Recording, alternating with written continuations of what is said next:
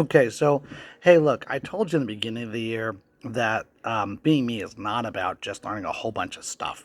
But we did learn a whole bunch of stuff, but I think just as importantly, we got to try a bunch of different conversations and got to explore a little bit about ourselves. And we learned things about ourselves that, it wasn't book learning, but that kind of learning is important. The kind of learning that happens between people being people. So let's just recap a little bit about some of the stuff we did. We did that guess what happened and guess what happened, the second version of that, right? We talked about powerful me. We talked about the difference in our interpretations and our facts, and then also like how our emotion like plays into that and how it's sometimes a little bit of both, right?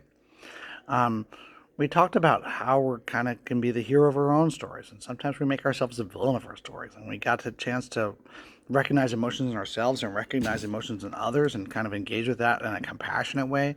We even got to play with engaging with that in a bullying kind of way, in a mean way, to see what that's like. Um, and we got a little chance to sort of play with our own autobiography, the stories we tell about our life, and retell them in a different way. Just to see what that's like. We talked about cognitive distortions. We talked about shooting all over yourself. We talked about the shame that comes along with that. We talked about overgeneralizing and blaming. We talked about those mental filters that keep us from seeing things the way they actually are, right?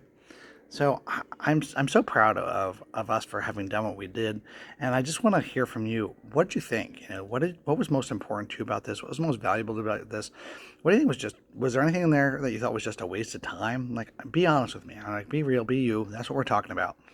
I want to know, because you know what? There's nothing to stop us from doing this differently another time, and I truly want this to have an impact on other people. That's why I took the time to write it and put it together, and that's why we, the senseis, took the time to teach it to you this year. Thank you.